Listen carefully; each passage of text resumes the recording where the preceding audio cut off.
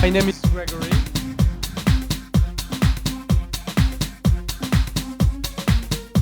So my name is Franc Rodger. Hi, I'm Kerri Chandler and I'm a producer and DJ and just having some fun. Well, my name is JJ.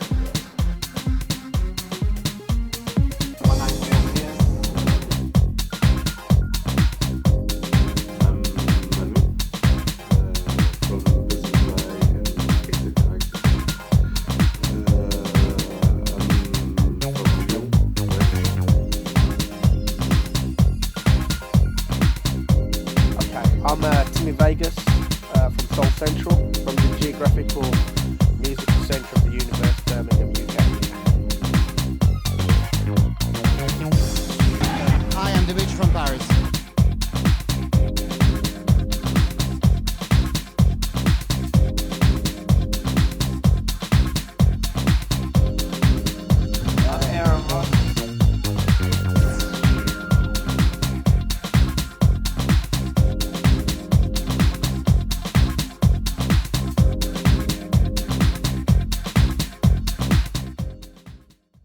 House music, man, it's a way of life. House music itself, the genre itself, it's a culture. This is a lifestyle. Chicago is really the first thing that comes to mind, you know, because I think that's where really where the name came from, you know. So House music is just a word coined by a journalist. It's just like dance music to me. I was DJing like about 25 years. And for me, it's only dance music. Whatever makes the people dance is what I play. And, you know, they call it house music to look good, but, you know, I do play house music too. But I don't really mind by the names. It's funny, I was thinking about this, I was talking to somebody about this the other day. People are saying people can get really involved in what they actually think it is and just stop enjoying it. I was actually with Larry Heard last night, and he was saying he was playing in Canada and he had all these people, instead of dancing, they were coming up to him and just asking him all these questions about the way he makes the music and stuff, which he thinks is great, but he wanted to see them dancing. It was a club, it was 3 o'clock in the morning, he was getting into it, and he wanted to see them enjoying it as well. And these guys are, you know, absolute fans, fanatics, so much so that they had to know all the ins and outs, but they were thinking about it too much, and they weren't enjoying it. So to me, house music is just a good time. Too much analysing. Exactly, yeah. I mean, it's great because people love it, and they just want to get more and more and more involved, which is perfect, you know. But it's, at the end of the day, it's fun. It's what people love, and they go out to after a week of work or whatever, and they enjoy themselves too. That's what it is to me. House music is nothing and everything. You know, it's music. It's only music. It's from, for me, it's from electro, rock, hip hop, jazz, soul, till maybe what we say house music with the BPM, more punchy, but house music for me it's nothing. It's funny how you sort of fall into the category of saying that it's a lifestyle, and when that sentiment comes around, it most definitely is. It's not something that you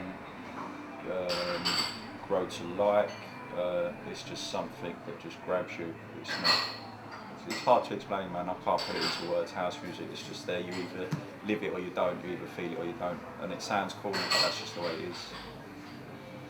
What first inspired? It goes back to that old cliche term, house is a feeling, and it's all about the feeling. It's all about the emotion. And you get that when you go to house parties. You have several definitions, but they said house music is a feeling. House music has been described as a feeling.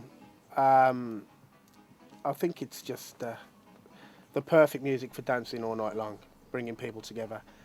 And often in the right clubs, the right DJs and the right people, it can be a beautiful thing.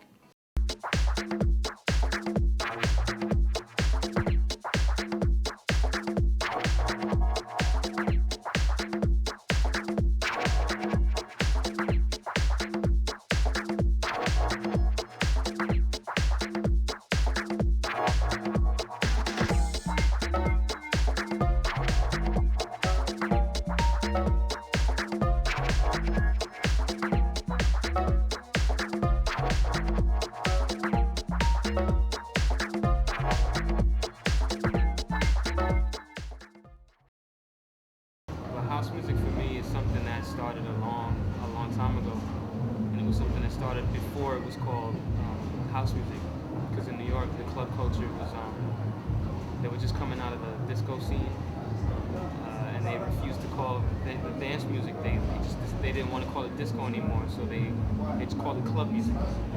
You know, so in the early '80s, we had hip hop in New York that was was the burgeoning thing underground, and I was too young at the time to go to disco clubs or the Paradise Garage in New York or anything. So I used to just listen to the hip hop on the radio. And again, it was all mixed with the club music for us at the time. So it was easy for me to go from hip hop to club music, house music. You know, Transition. it was. As I got older, I think my taste just got a little bit more refined. You know what I mean? So I kind of got stuck. I stuck with the house music. So it was something that became a little bit more my taste. You know, my lifestyle also. In Chicago and New York, such with DJs like Ron Hardy, Frankie Knuckles, Larry Levan, you know, guys like that. Music from Chicago, like tracks and DJ International, which was hip house, DJ Fast Eddie, and that's how I got into the sound of house music, which at the time I didn't know if it had any place in where I was, to tell the truth.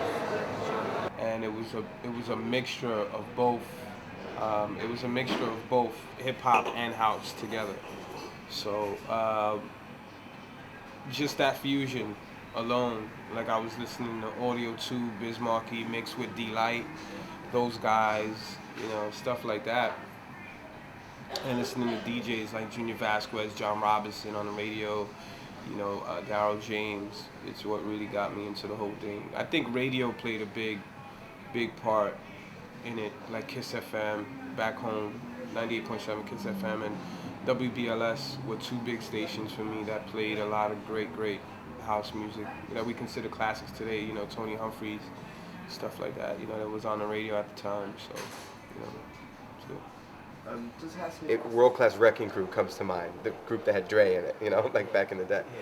But anyway, like, you know, so I started getting into that. Then I started DJing parties and events for, you know, schools. I was still in high school, grade 11, 12.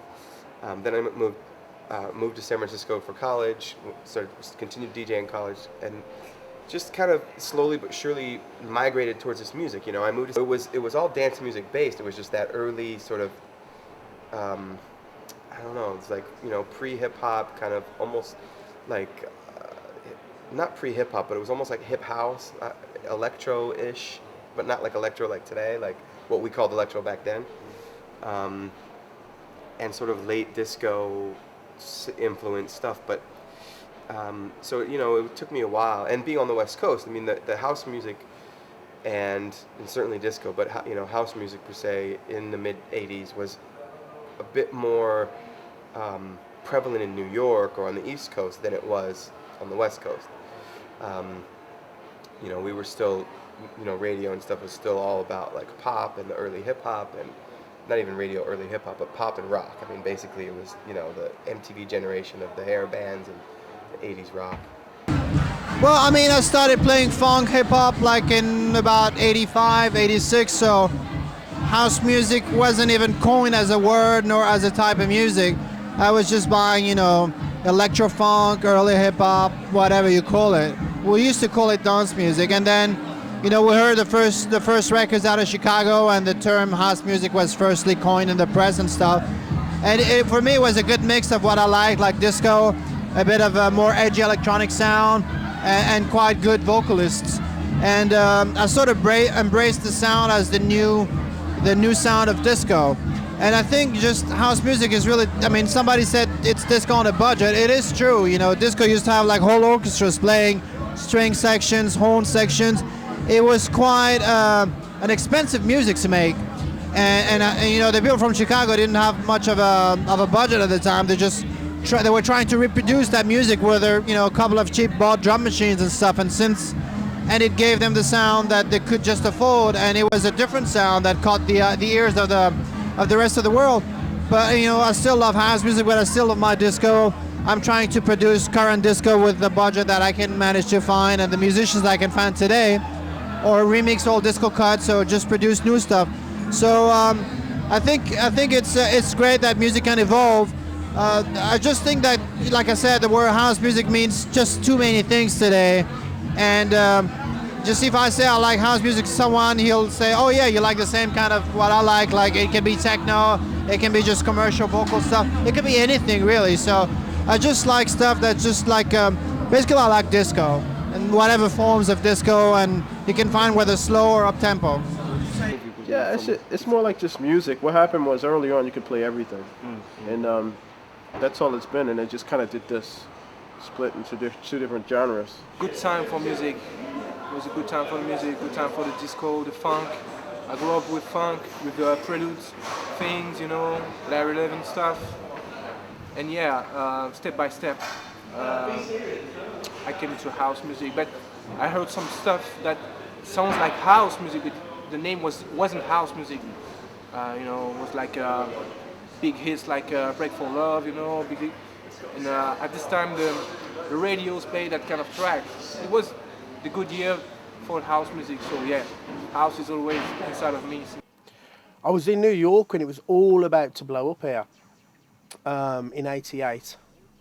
Well, when I can remember it blowing up, and I just seemed like I was in the wrong place at the wrong time, and I had a bit of kind of commercial, not commercial success. I was writing some music that was using an off-Broadway play. I think I was 18, so I was really like, wow, this is great. I'm in the Big Apple, and you know, maybe something could happen for me in the music game.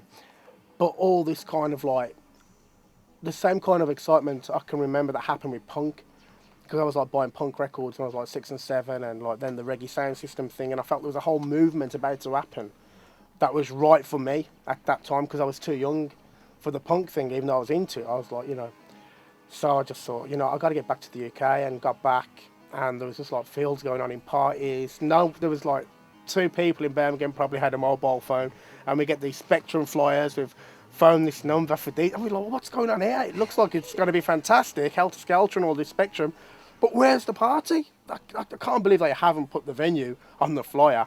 And then it was all ring mobile phones, and it was like, you know, £2 a minute, me to Oxford services, meet here, meet there, and then you'd end up in a field with like all these people, you know, on various hallucinogenic products, and it was just like our Woodstock, or, you know, I just remember that being really, really exciting.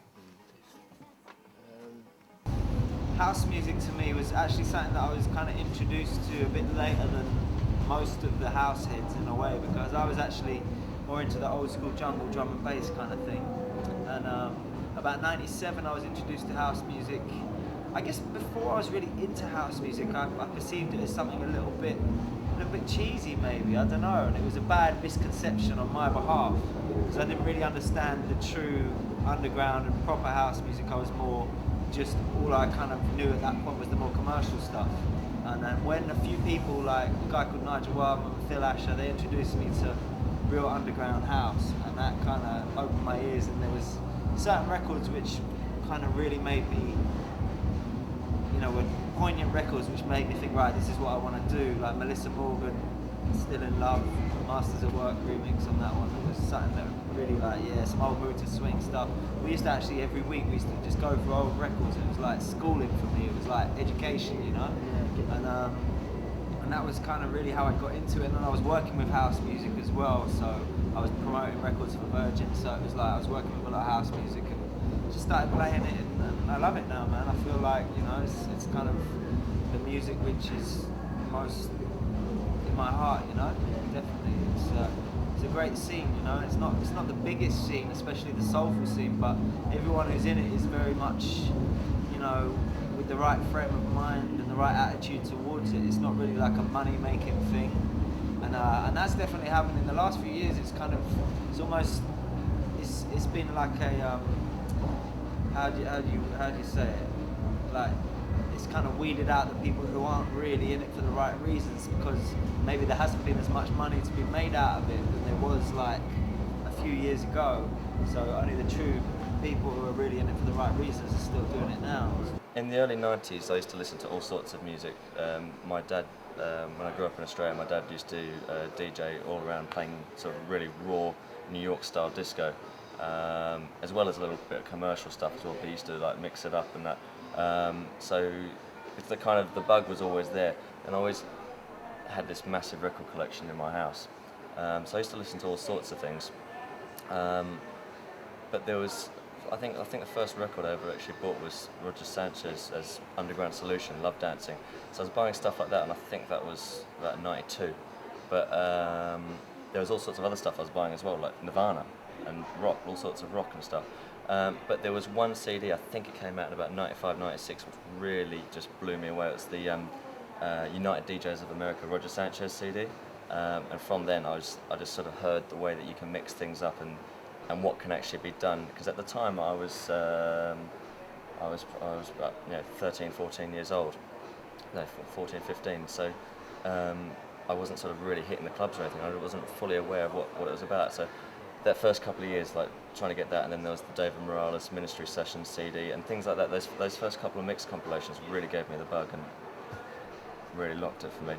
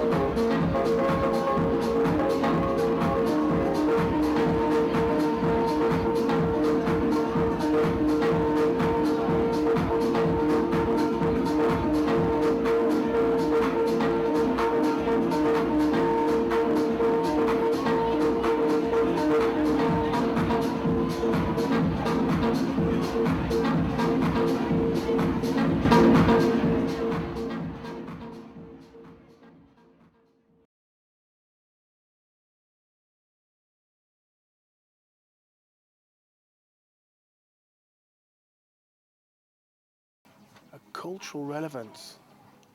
It's funny because I suppose it's like it started off as a black American gay thing, really, or with disco anyway, if I'm right in saying that, and then Chicago and Detroit and New York, but I think the UK, I think we've embraced it and made it our own and put our own slant on it, and all the big American DJs and heroes now, they love coming to the UK and working with UK labels. So, and I think it's part of our social structure here now. I think a lot of people are going out and love clubbing, whether, they may not have been into house music and probably just thought it was a noise, but when they go out and get a taste of it and they've worked hard all week, do you know what I mean? Slogging away in the office or in the factory or, whatever. And they can just go berserk at the weekend, become somebody else, recharge the batteries, let their hair down, and then get ready for another kind of hard week, back at the mill. So I think it plays a role in our society in a way of, just going out partying, letting it all hang out, and then thinking, okay, I'm ready to face another week. I think the only cultural relevance is that it breaks down all cultural boundaries. I mean, everybody knows, this house is gay, house is straight, house is black, house is white. In that sense, I guess it has no cultural relevance at all. As far as people's attitudes, people come to house parties to just rave, have a good time, enjoy themselves. It's not about what you're wearing, who you are, any of that crap, all it's about is coming out, having a good time, dancing and being into the music. It's not about the bling, it's just about being you.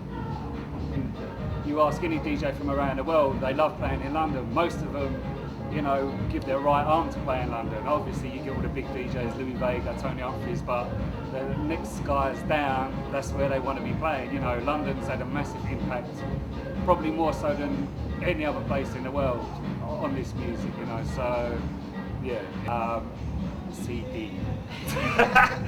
Well, both, but CD definitely when travelling. I'll always bring a few old classics out of me when I'm playing, as you'll see tonight.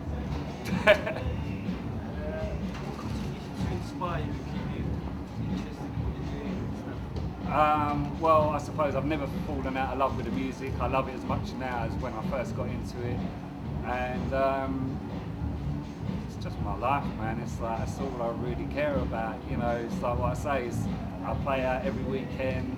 I love doing what I'm doing, and at the end of the day, there's no better job out there, really. What do you reckon we should be looking at for in the future? As in DJs, producers?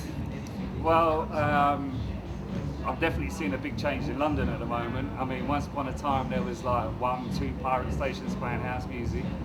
Now there's about 20, do you know what I mean? Not all of them are great, but they're starting to get it. So I do think in the next year or so, there's going to be an explosion in house music, but definitely within London, but then obviously anything that happens in London filters throughout the rest of the country. But I do think it will go the same way as it did before, whereas the seas will separate. You're going to get the more ragga element getting involved and the more purist element. So, you know, I think it will be healthy for a little while, and then again it will branch off the way it did before. But it will keep reinventing itself, and it will keep evolving. You know. Anything you'd like to comment on the title house music?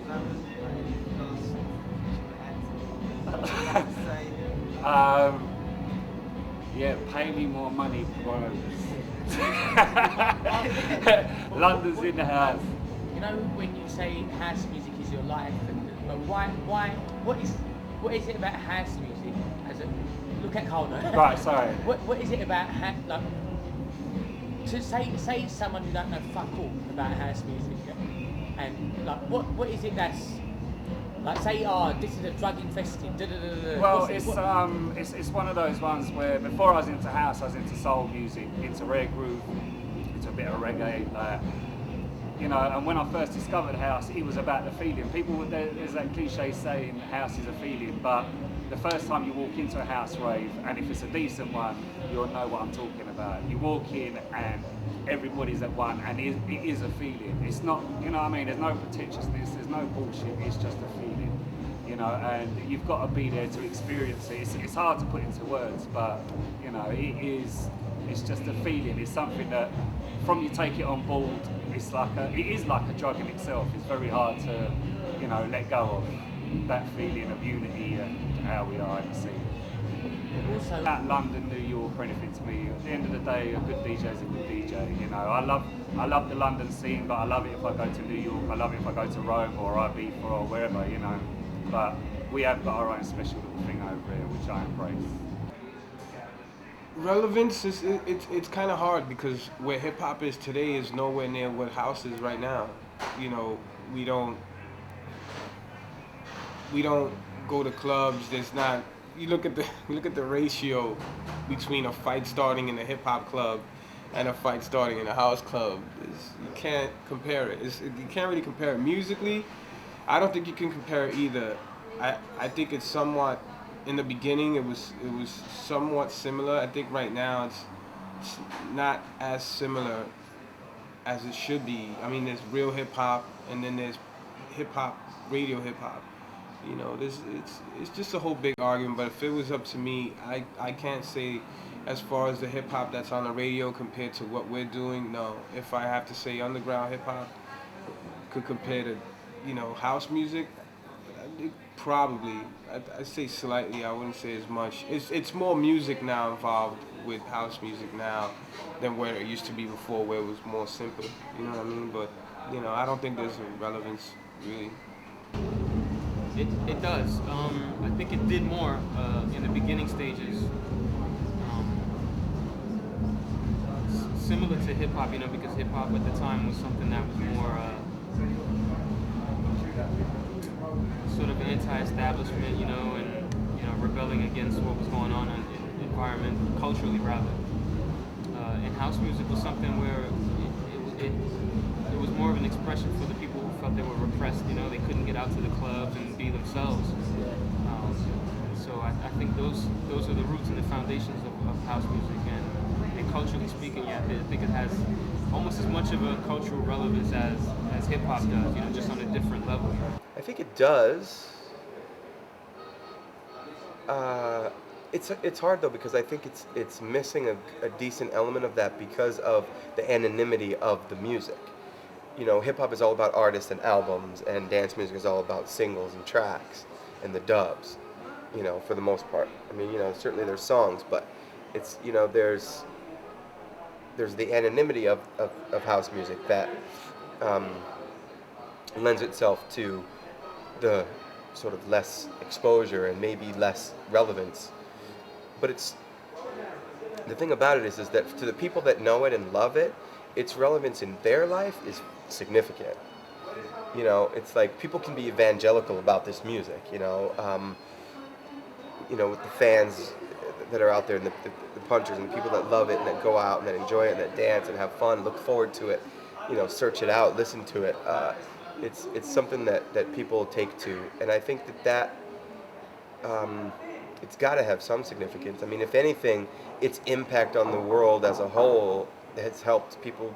You know, when you're surrounding yourself with positive music and going out to places that are playing positive music and you enjoy it and you are aligning yourself to it, and you're going to probably feel a little more positive, and so maybe your impact on the world will be a little more positive.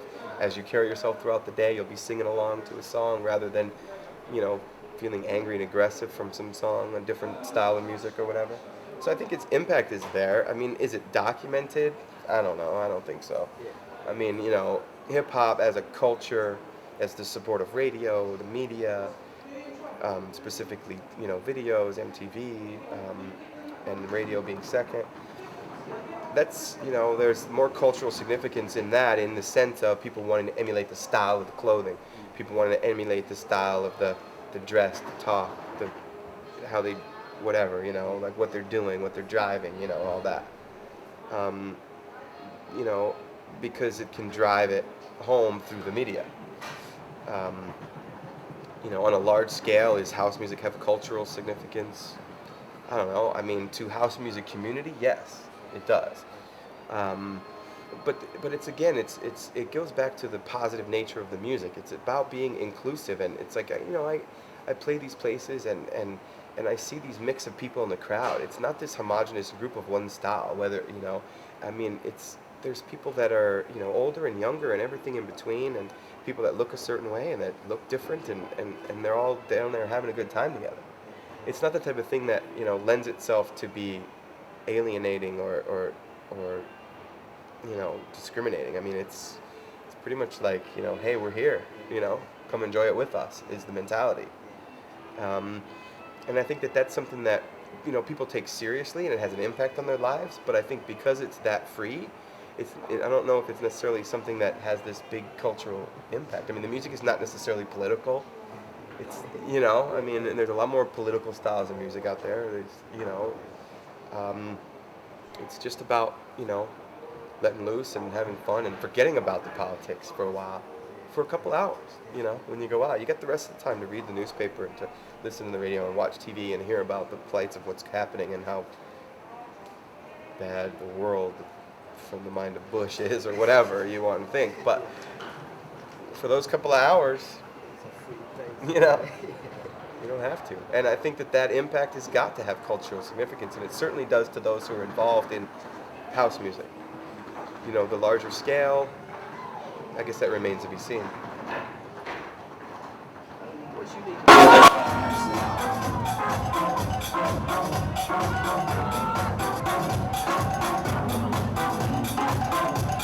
So anyway, I mean, I just, you know, I slowly but surely made my way to house music, and, you know, was continually DJing in clubs and just kept going from there. But you know, I just liked it. I don't know. I mean, I just really liked the energy of the music and this, you know, the stuff that was happening, and I would say that I really fell in love in like '93. About '93, from '93 to '95 is when I fell in love with house music, and you know, when you know, there was songs and music and production. You know, the stuff back then was really intricately well produced and not just thrown together like some stuff can be today. And you know, I just stayed with it and I love it. I mean, I think the underlying message to house music is that kind of what I described, in that it's a very fun, happy, uplifting type of music. It's, you know, it's like, to me, a lot of it, especially the stuff that I produce, it's up-tempo love songs. I mean, it's up-tempo R&B. It's danceable R&B. It's, you know, with you know, with positive things. You know, sometimes the lyrics are positive, but, you know, dumb, but nonetheless positive. You know, feel it on the dance floor, yeah, whatever. You know, whatever. It's still like a positive message. You know. And I think that that's the underlying thing, is it's like, you know, like, this is a music to enjoy, to sort of uplift your soul, to, you know, to help you forget about the troubles and the tribulations of your life. And, you know, it's not like a genre of music that, you know, talks about the, you know, like hip hop, you know, it's, you know, documenting inner city plights and stuff, and people can relate to that. It's more about like people relating to the possibility of finding love and happiness and enjoying and feeling free, and you know, so it's about a different direction of people. It's about them relating to what's possible rather than relating to where they are, and I think that that's, you know, one of the appeals of it. You know, certainly from the people that use those words, like, I'm glad I found it, I'm glad I discovered it, you know, that's the impact it seems to have on people, is that, you know, it's something that can bring them that release or excitement or love, and just free, and just have fun, and it's positive. I mean, it's like this rarely. The vocalists in house music come from a gospel church background, so that's kind of sometimes subliminally in the music, so people, there's good messages being sent out lyrically in the songs, and just the vibe and the musicality of a lot of it is quite uplifting and soulful. So it's not, you know, I say the message that's there is a positive message, and it's not like an angry thing. It's something that's kind of like a unified unity kind of thing, where it's like, you know, certain people doing house music and producing, singing house songs, and they're doing it in a way where they're projecting that kind of unity thing between the scene and house music, and that's been there for years. You know, you listen to a lot of the old records, listen to the lyrics, and there's a lot of people talking about the kind of the vibe and the unity of house music. So I think that's the main message which is sent out with it, is a positive thing, like I said. Uplifting, you know, it's always been a message of positivity, you know, and really just happiness, you know. You know, I think they've mixed it up over the years with a couple of different references and sounds and things, yeah. So, but I mean, yeah, overall, it's always it's always more about partying and feeling good, you know. That's right. Yeah. There's so many different doors in this genre. That's why I kind of love it, because, you know, it's never really standing still. There's so many different styles. You know, it all depends what you're listening to. You know, there's a message in everybody's music. You know, it's just who you're listening to right now. You know, I think there is. You know, a lot of times when I make records, there's a message in it. So.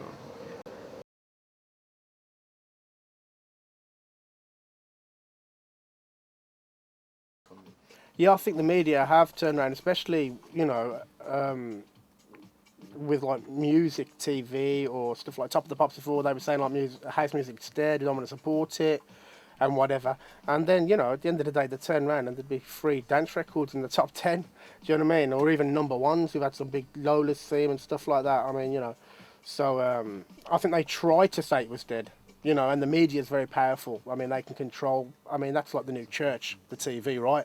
Propaganda, you know, and people just go along with it and believe it. But it was just a big lie that I think they wanted to believe it was that they tried to kill it, but like, nah, it's not happening, man. House music is alive and well. And it's been dead. They've been saying it's been dead for years. I mean, it's amazing how something just seems to be around. It's a zombie or something. I mean, I haven't, you know, I'm still like working all over the place. I mean, I don't know. Maybe it's dead to them. You know, maybe it's dead to whoever the media or these people are saying it is. But for most of my friends and the people who enjoy it, it's not going anywhere. I think whoever enjoyed the trend and it doesn't enjoy it anymore, like it just came in because it was a fashion statement, and they're leaving it. Maybe they're thinking it's dead. But for the people who love house, it's not going any damn well. It's been what? Jesus Christ. It's almost fucking 20, 30. My label's been running for 20 years. It's like, I'd say it's not dead. I mean, it's like saying disco is dead. It's, you know, people will always want to go out and dance and have fun. It's just a name that may be dead, but the music is there. No, I don't think it's true. I think usually the people who say that are the people who were in the business for a while, and they're the ones that suck the life out of it to begin with. But like I said, I've been doing this professionally now since 1991, and here we are, 2006. I'm still doing it. Can't be dead. People have said house music is dead. It's funny. House music vinyl sales is pretty much dead, and dying quickly, barely holding on. House music as a genre of music that people enjoy, I don't see any signs of it being dead.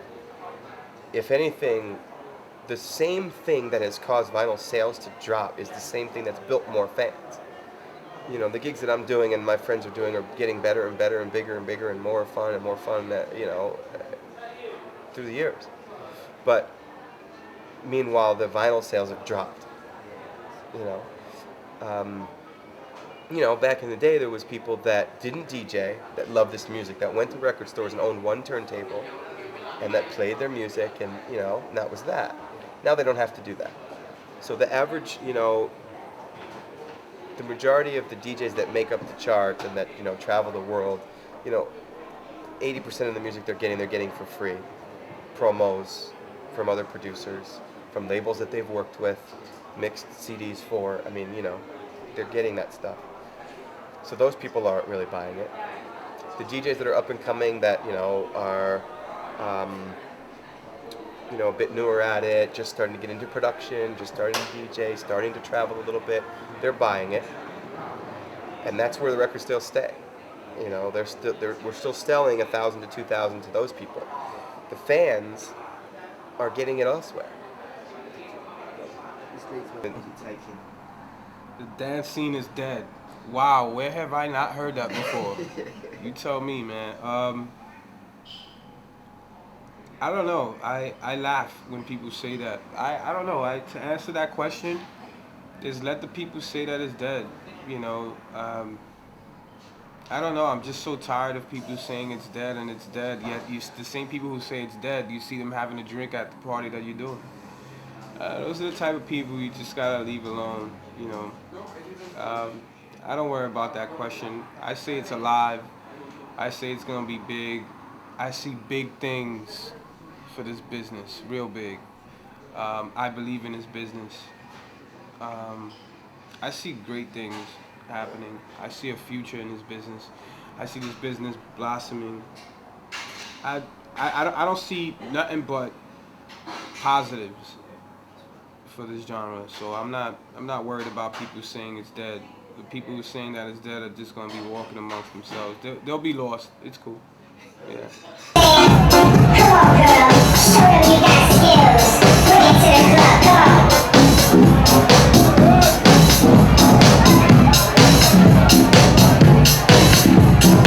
Who's Mr. V? Who's Alex Alvarez? Go channel music.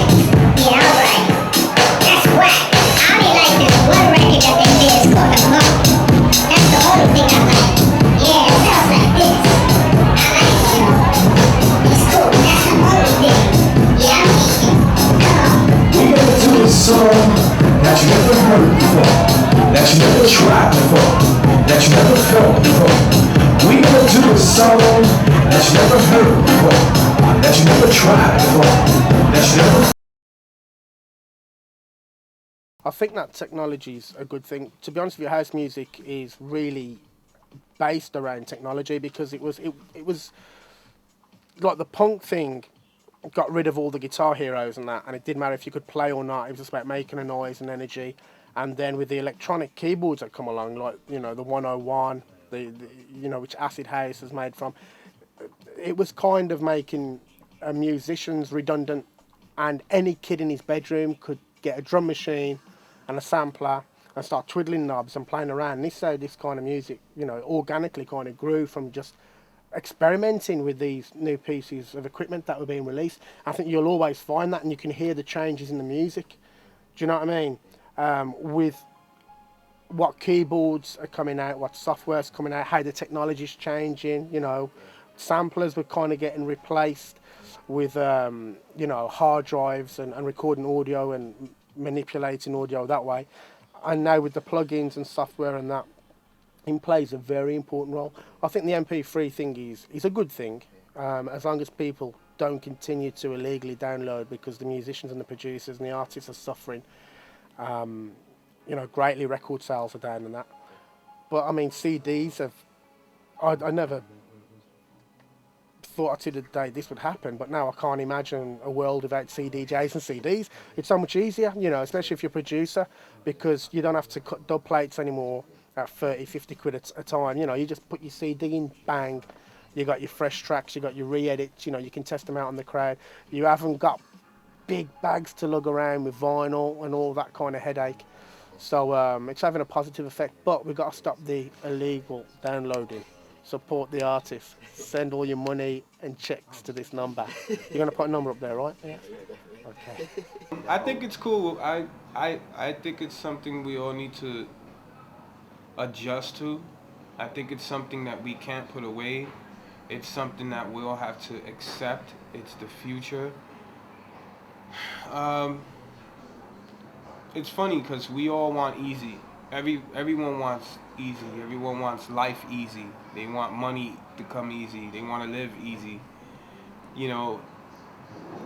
Going digital, it's bound to happen.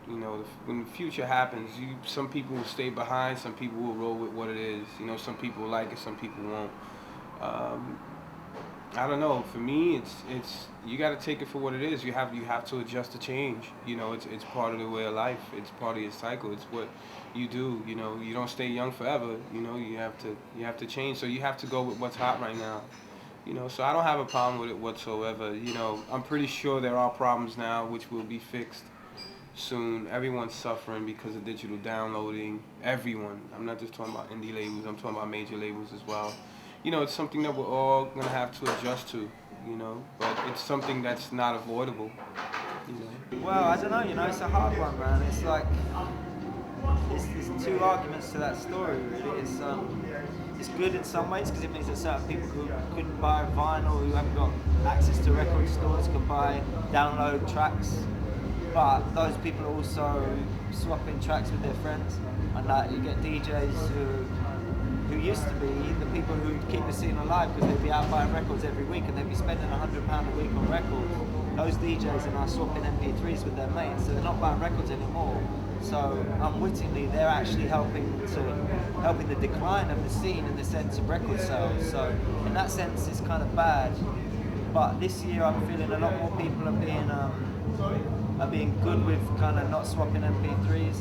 And I think a lot more labels and producers aren't giving out records too early, so they're only going to be out on MP3 like a week or 2 weeks before the vinyl release, so you still got a good balance of vinyl sales and MP3 downloads. But really, that whole thing, I see it really making, 5 years from now, I think 98% is going to be digital. It's going to be files, downloads.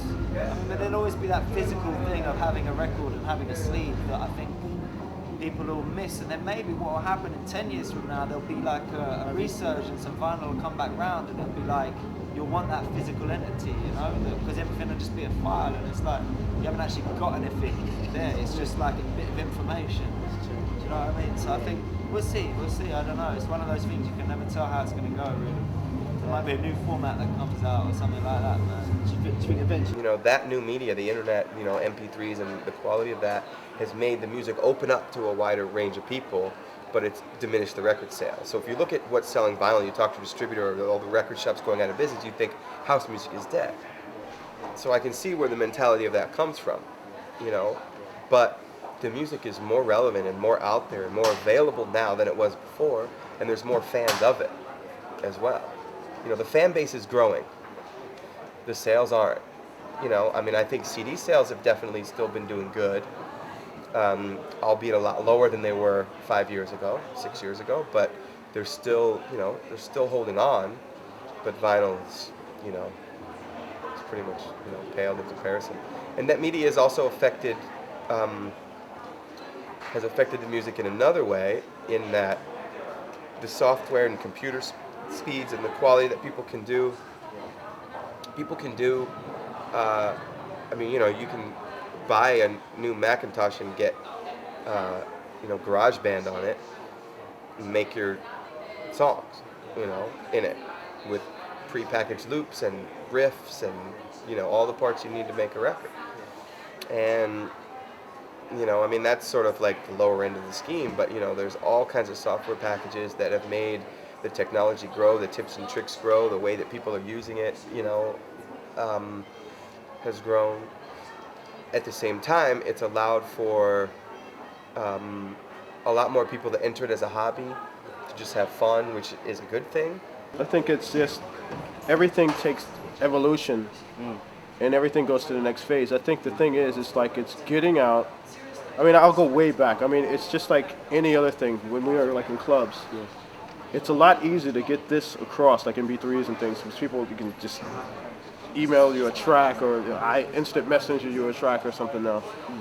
The thing is, way back, we used to just use reel-to-reels to play on. After that, it was like cassettes with pictures, you know. CD decks just started coming out, you know. There's things, I mean, it didn't matter what it was. If we could play it, we'd play it at a club. And all of us used to get acetates. So it's pretty much the same kind of thing. Only difference is it's so much easier now to just buy like 100 pack of CDs and, you know, throw them out. In ways it's good, and in ways it's bad, because it's like you get flooded with so much stuff you can barely listen. Yeah, sure. But at the same time, it's really interesting to see where the media actually goes. I think it's at the stage now where no one knows how to control it, but when they do, it's going to be an insane thing. When they figure that part out, anyway. You know, even starting off when I did some of my first productions, which I think is still really, really cool, like my Get It Off and all of these other things. When I originally did those, it was just a sequencer and a 4-track. You know, that's all I had at the time. Yeah. You know, and those are like my biggest songs. I think it's a matter of who's involved and who's actually putting the production down with it. I mean, if you're going to have somebody just coming in initially and just like put some stuff down, I always call it scrapple. You know, that's what it sounds like. If you don't, you know, if you're just trying out and you want to play your own tracks, that's great. You know, if you want to do your own thing, do it. But if it works for like who it is, I mean, for musicians, it's wonderful. You can put a whole layout in. You can, you know, it doesn't take as much time as it used to. You don't have to sit there and stripe an entire tape and, you know, go back and record everything on a multi-track. It takes away from the live element, I found. And, you know, a lot of these things that, you know, it's really, the other thing I've noticed, it's a lot easier. And it's a lot simpler. And a lot, you know, by yourself, you can make a track up. You don't have to deal with nobody. This is that, and that. In a way, it takes away from vocals, you know. The hardest thing in the world to do is get a good song and a good vocal and a great arrangement. It's like now all we have now are big breaks. Everything's a fucking break. You know, it's easier to take a loop or make a simple 3-chord thing and break, done. It's a lot simpler. I mean, it's fun, but after a while, it's like it's gonna take away. You know, it's just, you know, no one's gonna be like, oh, it's not, there's no, you know. And there's only like a few people that will make songs and things that actually stick and things that stay around. And it you know, for every two vocals, there's like 20 tracks. You know, and it's really hard to kind of pick through all of that stuff. And when you're trying to program stuff in the night and DJ with it, it's tough. You know, so then you have to kind of go back and play something else that was a cool vocal before, and you know, it's a weird thing. Yeah, it's really, really, really interesting. There's some cool things that happen, but everybody seems to wait until like Miami to make that stuff. You know, and then it's just like maybe later in the year before the new year, you know. So yeah, but until then, it's like you got to kind of hunt and dig and scratch, and you know. What's your now makes it easier for kids to make music, so that's a good thing. But some of it, it's not at a level where their music is going to sound as good as other people's, so they're going to be stuck with that thing. As they made a track and it sounds cool when they play it at home and stuff, it sounds nice. Play it in the club next to another track, the DJ's mixing it and that record comes in and it's not going to sound so good. So there's ups and downs with that one, you know. Everyone's got their opinion. I mean, there's a lot of kids using these software programs, but I'm not really the biggest fan of those kind of cheaper programs. I think you got to bite the bullet. If you're going to make music, you got to kind of. I mean, the great thing is now you can do most of it with software and in the computer, so you don't need a lot of space. You don't need to buy lots of outboard gear. You need a good computer. But if you're going to use all the software, just make sure it's the good software. And you're not using the cheaper side of things. But some people don't have the money to buy these more professional kind of software programs. So you've got to go with what you can get, and it's better to go with something than nothing. So.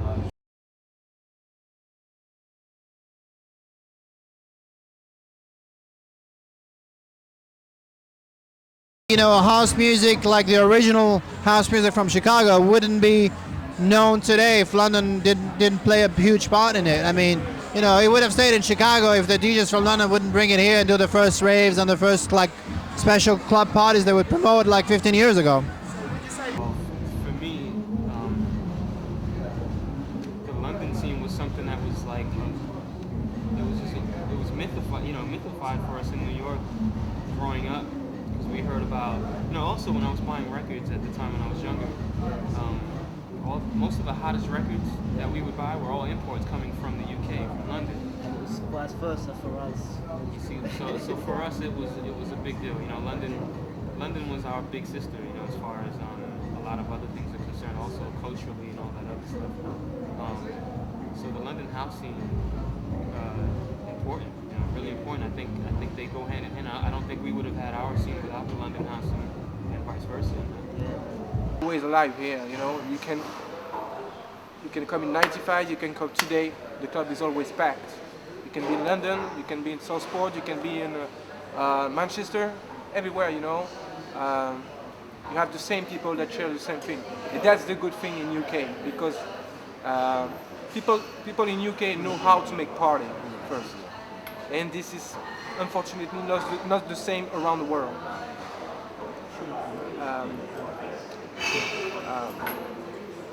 I think the good thing in England, with the culture that you have, you can have many kind of music, electro, clash, rock, and people don't go to the fashion things and let the house music know. The good thing in England that there is place for every music, and that's the force of England, that they are really interesting about they are really curious, and that's the good thing. London, I'll tell you what's unique about London, the prices of a round. I'll get these in, I'm in 7 vodka Red Bulls, and if you're up in Birmingham, I tell you what, you've got a few pounds left in your pocket. But London, nah man, Ministry of Sound, Fabric, Soul Heaven, Defected, MN2S, Parties, and others. Sorry if I've left anybody out. Money Pennies in Birmingham, Super Club that's still going. Yeah, I mean, they're important. They're known worldwide. Their music compilations are, worldwide. So we definitely know how to put a good party on down in London, and has made a great impact and is very important to the scene. I think fueling it almost, leading the way, pioneers. I say the London scene, I think we're really, really, really lucky with the amount of parties that we have that go on every week, I mean, when I travel, I kind of realise you go to other cities and there's a few little things happening, but in London you can have a weekend where there's maybe 10 parties in a weekend that are all slamming parties. Big DJs from America, from wherever, not just America, but you don't get that in other parts of the world. You won't ever have Timmy Regisford and Frankie Felecinano or whoever on the same night. It would never happen, but we could do that in London. Both clubs can be filled. So it means that London's got something that other cities haven't got, and it's the scene, man. It's the people. And the most important thing is the people who are going to go out to the music. And one negative point on the London scene, it's a bit. When I go to New York and Miami, places like that, I think the crowd tend to actually dance more, and they feel the music a little bit more. Not they feel the music, that's the wrong way to put it, but they just let go a little bit more, and they'll totally freestyle when it comes to the dancing. And you I see that a lot more in New York and, like I said, Miami, places in LA, Marcus White's Club Deep in LA. Kind of refreshing to see that, because in London a lot of people are there, they're dancing, they're having a good time, but it's not like they're really, really passionately dancing. They're there to do other things, to be social and to drink and to do whatever. Whereas a lot of other places, there's people that are there solely to dance, to feel the music in their body and their whole, to let it take them, which sometimes don't happen here, which I wish it did. Certain places and certain people, I'm not, it's a bit of a generalisation, but that's something.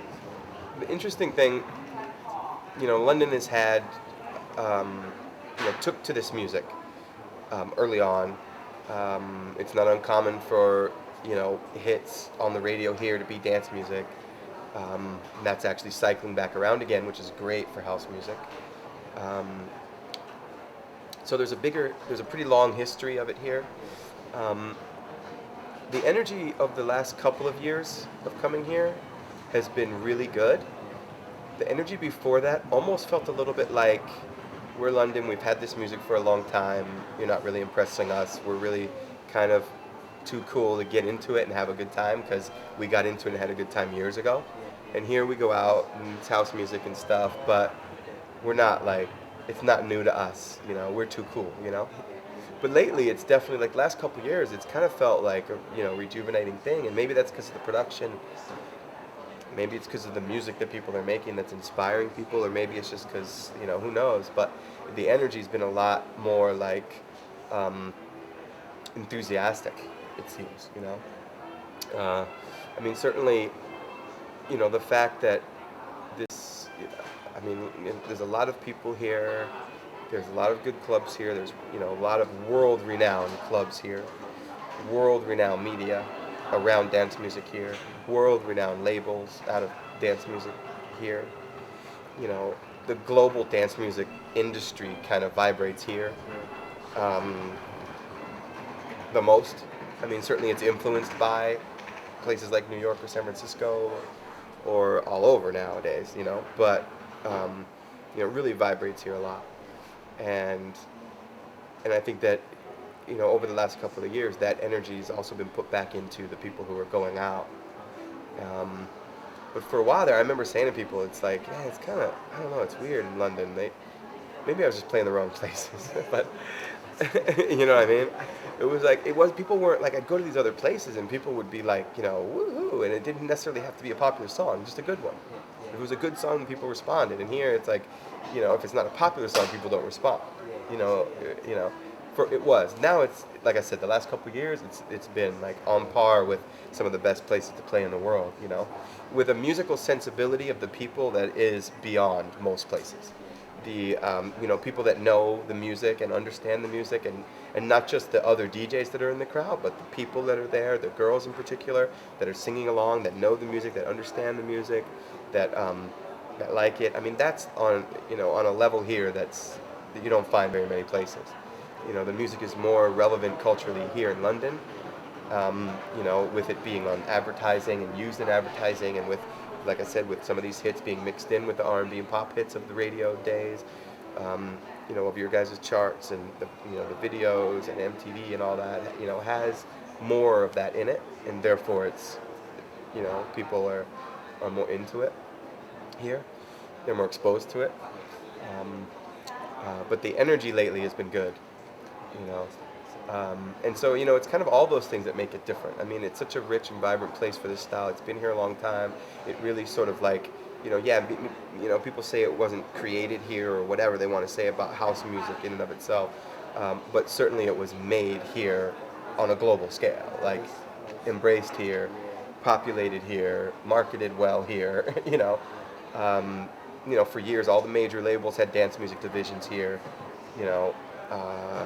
and that was just something that didn't happen in any other place, So the energy for this music is here. It's vibrant, it's alive, and the music industry for this music is here. Pretty much, like New York and LA has hip hop. When it comes to house music, the house music industry is in London for the most part, in the UK. It's extremely globally significant. I hear it from as far away as Australia, where, people over there say, we look to London and to the scene in London and what's happening, and it seems like songs that are big here then will be big there, and then even later will be big in the States. Yeah. and even if it's a song that's from the States, but if it gets picked up by a UK label and becomes popular here, it certainly is going to go around the world in a different direction in terms of popularity. It seems like songs, the real big dance music hits in the US of the last 5 to 7 years, the big ones that have become pop, took them 1.5 to 2 years to really get that way in the US.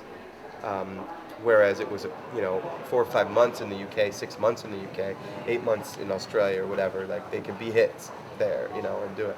And that that's a big part of the significance, like I described.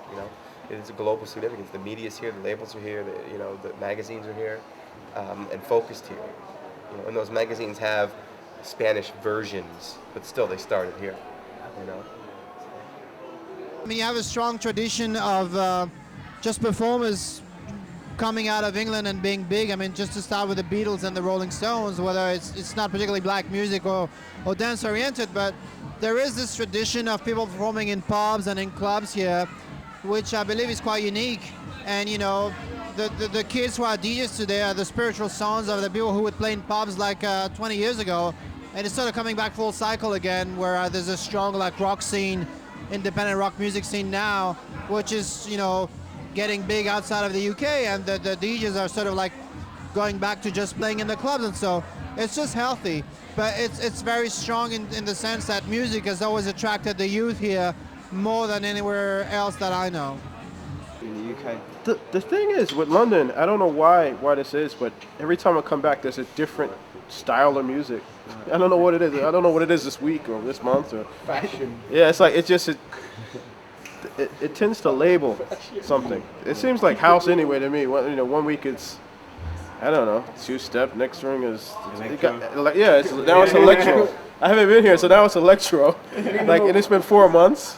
It wasn't electro last time I was here. We're all still with the. Yeah, it's but it's really strange how it goes into cycles, man. It's just bizarre to me. Yeah, it's just I don't know what's going to be next. I mean, it could be anything. Next is going to be I don't know, maybe some kind of break house fusion or something. I mean, anything. I don't know what it's going to be. I guess I have to look at a trendy magazine and see what they call it for the week. The one thing I do like about here that you don't really get back in the States is the radio here. I mean, it shifts around a lot, but it's always, I love the pirate stations. They're fun. Can I say that? Yeah, of course. Yeah, fucking hell. The pirate stations are mad. And that's the one thing I wish we could do, home. But they'll come in we're going out like this the whole time. But if the music is out there, it'll get across somehow over here, and I love that idea. It's just it's underground, but it's gonna surface. So I think we just gotta appreciate what we've got here, because there's a lot of places in the world, like I said, that don't have so many clubs, don't have so many outlets for this music, and I think we've got to appreciate it, and everyone's got to help support it. Go to the clubs, buy the records, download the MP3s legally, and yeah, just enjoy it for what it is, because like I said, sometimes, and like you said, sometimes people take it for granted, and you've got to really appreciate it, because it is something special that we've got in London. And, people like me and you and other DJs coming through, and pirate radio DJs, there's options for them.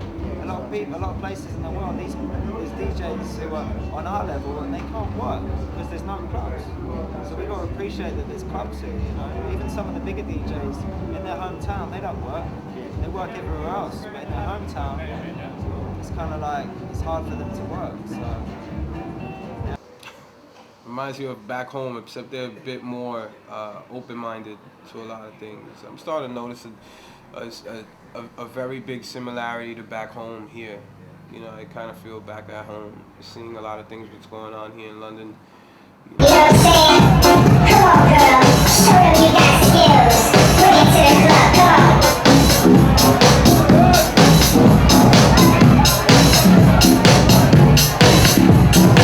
Who's Mr. V? Who's Alex Alvarez?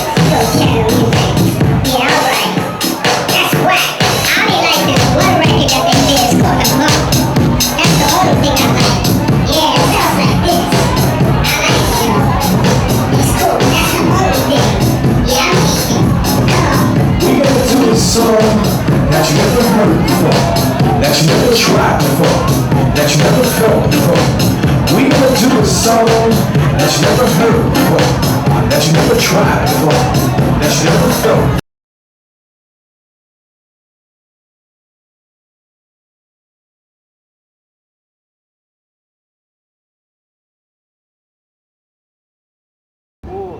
course, man. Songs always inspire me. Songs it's a big part of the music for me, you know. It's songs are never gonna be kind of things that get dated necessarily, and they'll always be the things that be individual with the records. Because you can have a drum program, a drum pattern, and you can have a bass line, and they all can kind of end up sounding the same. But if you've got a song, and it's an original song, then it's going to be unique. So songs inspire me. People, DJs, when I'm playing out and there's people really getting down, it's like, that's really inspiring. And yeah, doing the radio show that I do and getting the response and the emails, that's really inspiring to me. And yeah, you know, when there's other DJs playing my records or remixes, that just, you know, it keeps the fire burning, so it's good, man. What inspires me to do music? My son, my wife, my fans, my partner, you know, countless people who love this business. I think what helps me continue doing what I'm doing is just that I'm not alone doing it.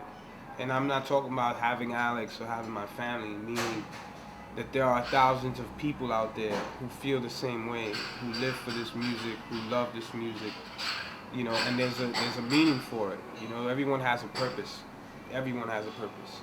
So, you know, that's I think inspiration probably comes from just life, really, and friends and family, and obviously other producers. I mean, people like Mr. V and Alex Alvarez, obviously Kenny and Louis. But then I can listen to John Coltrane, you know what I mean, from like, you know, the 50s Miles Davis album and get inspired by that. I don't think I go out looking for inspiration, but obviously certain things do have an effect on you when it comes out in the music, as long as you're trying to keep it real. As soon as I've got this kind of like ka-ching dollar sign head on, when I'm trying to manufacture the next big hit, never happens. It's just rubbish. Just go in there and just let whatever's going on around you just come out in the music. You know what I mean? Then, yeah, it happens, but I don't know where it comes from. I don't sit in a field like going, meditating and trying to draw on some energy or anything. But I suppose just what's going on around you, good and bad, and just try and channel it into something positive.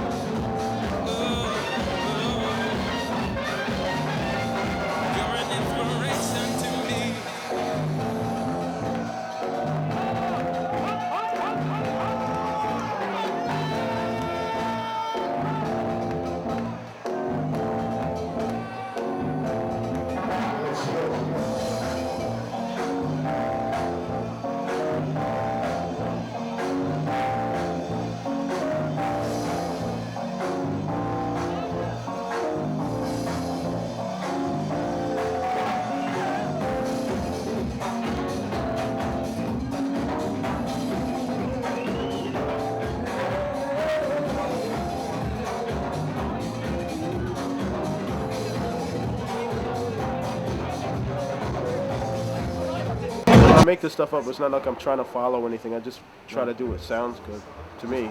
And if it works, great. If it doesn't, you know. It's like I still play Inspiration now and it still gets the same reactions as it did back in 94, 95, you know, so... Yeah, that's always fun.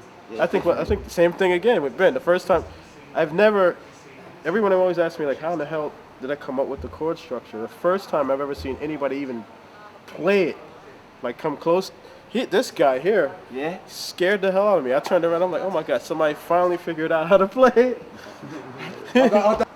Oh, this is weird. And I have a problem with like just weird stuff. I mean, damn, what's the best way to describe it? I build a lot of my stuff, so really? Yeah.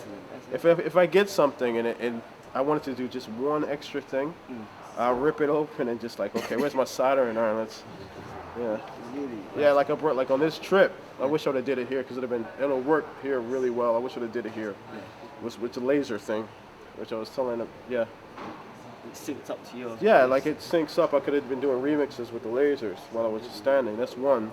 And then the other thing was like I can take the other computer out and do all of this, you know. I can mix it in midair, and it sounds weird, but when I do it, when you actually see it, it's like, oh my God, what's going on? Yeah.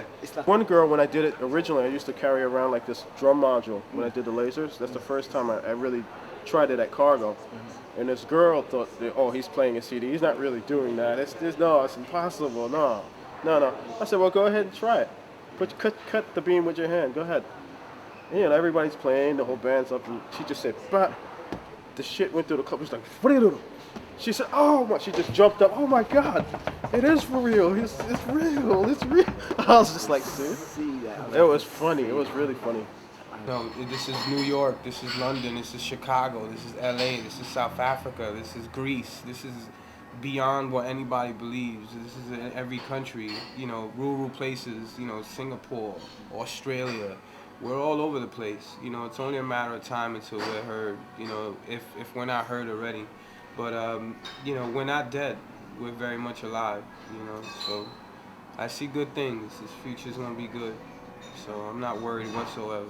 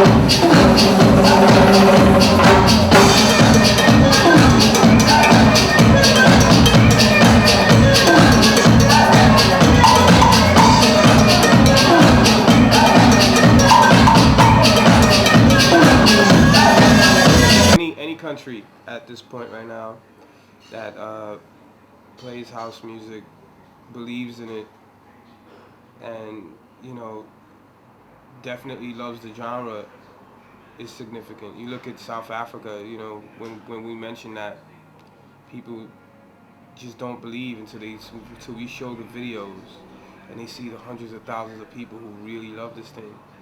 You know, it really brightens up your day and it shows that this thing is growing. You know?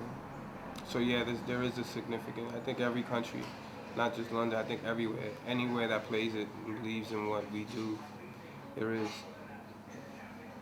Not really, but I like what's happening in Scandinavia. People like Lindström is quite interesting. Also like the sumo guys, like, you know, can come up with interesting stuff. Who else is? I like Danny Wong, who's very particular with his music and very knowledgeable. You know, the good old pioneers like Masters of Work can still deliver some good stuff. So really, there's a lot of people, you know, new and old, who still have some faith in the music they do, and you can hear it, and it's good. But, you know, the London producer that I rate the most for me is the, you know, UK's disco producer, Joy Negro, really. I mean, you know, we fight on getting the same record, so we got to know each other and appreciate each other's work. Other than that, I mean, I think Phil Asher is doing pretty good. He's been there for a while. DJ Pete from BB is a pretty good guy that I enjoy playing with. I'm not super familiar with the local scene because, you know, I'm from another country, and unless those guys, you know, have like a record that just crosses over the border, I hear of them. But you probably have a lot of kids that are doing great here, which I've never heard of, but I should. What I can tell you about the track, it's actually, what I've done was anytime I make a track, what I've done personally into it.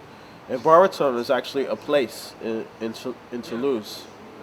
And what it is it's actually a place called Barberton, and it's an after party. Me, Dennis, and Jovan, and who else was there? It's Blaze. All of us were there in this bar. It was really amazing. And it's a festival called Sun Slice, and that's actually what it is, the Sun Slice Festival EP. That's actually I just put down the Sun Slice EP. And what happened was, right after the festival, we were all outside. You know, it's almost like it's a big event, kind of. But I always we had there's a band from Cuba playing behind me, and we just brought them all down. And Dennis is back there. It was beautiful.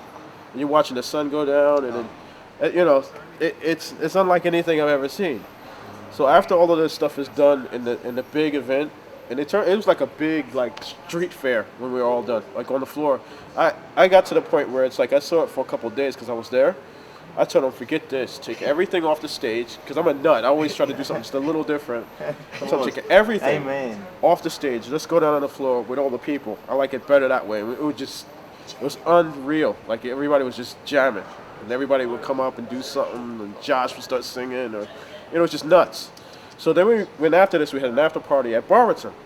And this is the fun part. This is where every sound I use is actually a sound that I thought of. Every cowbell. Yeah, this is where the cowbell thing comes in. This is where it gets really funny. Everyone can tell a mile off.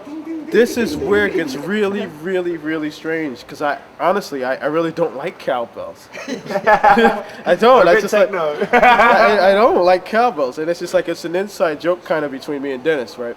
But what happened was, in Barberton, there's a couple of decks. You know, the place isn't that big, but it's not that small either. It kind of just goes off into different corridors. It was packed after this thing because everybody knew we were coming back to the after party. And honest to God, there was a cowbell in there. And there's a microphone, 2 turntables, a mixer, and this cowbell. And there's 1 drumstick, right? So we're just like Dennis's thing is called a drumstick, a light fixture, maybe a cowbell or something. All of that is a real meaning. What happened was, there's this cowbell, and somebody's holding a microphone, and me and Dennis are trying to outdo each other with this fucking cowbell. Like, ding, ding, ding, ding, ding. He'd do a solo, he'd hold the cowbell, and I'm like, nah, you're weak. Flip it around.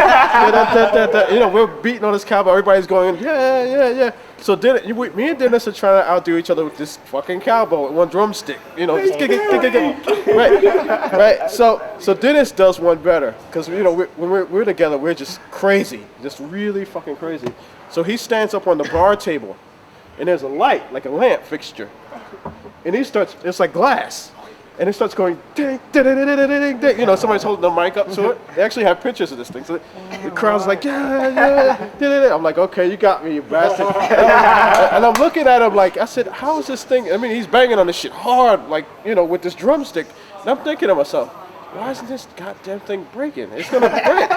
I said, he's crazy. He must be drunk or something.